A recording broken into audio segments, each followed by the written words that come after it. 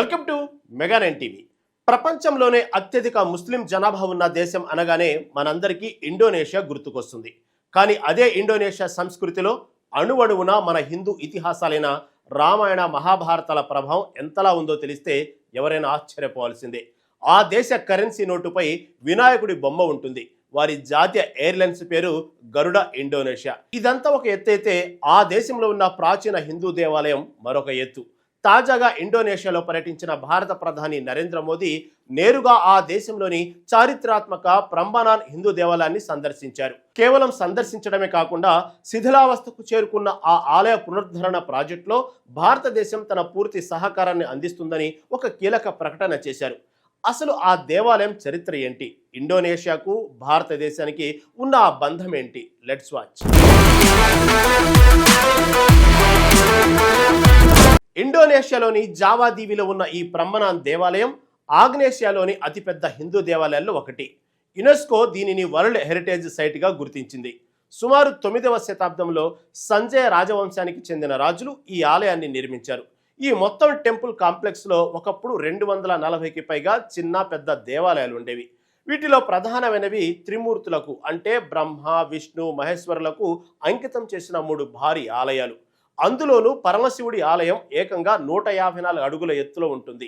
ఈ ఆలయ గోడలపైన రామాయణం, భాగవతానికి సంబంధించిన ఎన్నో కథలను అద్భుతమైన శిల్పాలుగా చెక్కారు.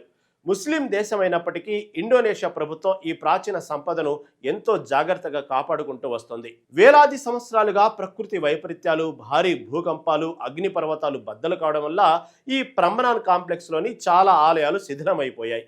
ఈ రాళ్ల కుప్పలను తిరిగి పాత ఆకారంలోకి తేవడం ఒక మహాయజ్ఞం లాంటిది. ఇక్కడే మన భారతదేశం రంగంలోకి దిగింది. ప్రధాని మోదీ తన పర్యటనలో భాగంగా ఈ ఆలయ పునరుద్ధరణ పనులపై ప్రత్యేకంగా సమీక్షించారు.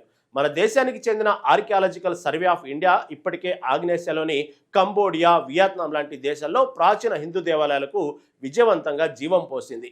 ఇప్పుడు అదే నైపుణ్యంతో ఇండోనేషియా ప్రభుత్వంతో కలిసి ఈ ప్రంబనాన్ ఆలయంలోని శిథిలమైన కట్టడాలను తిరిగి పునర్నిర్మిస్తుంది. భారతీయ నిపుణులు ఎంతో ఓపికగా ఒక్కో రాయిని పేర్చుకుంటూ ఈ చారిత్రక సంపదను భావితరాలకు అందిస్తున్నారు.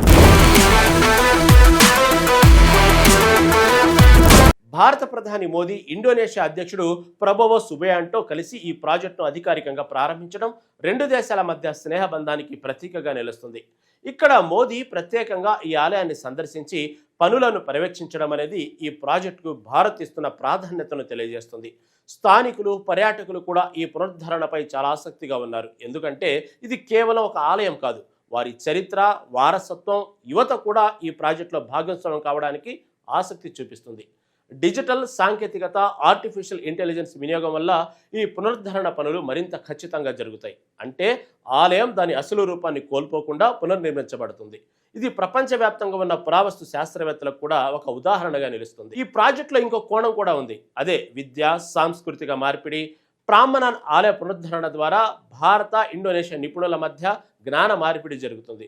ఒకరినొకరు సాంకేతిక నైపుణ్యాలను పంచుకుంటున్నారు. ఇది భవిష్యత్తులో ఇలాంటి మరిన్ని ప్రాజెక్టులకు మార్గం సుగమం చేస్తుంది. 2 దేశాల విద్యార్థులు, పరిశోధకులు కూడా ఈ ప్రాజెక్టు ద్వారా లబ్ధి పొందే అవకాశం ఉంది.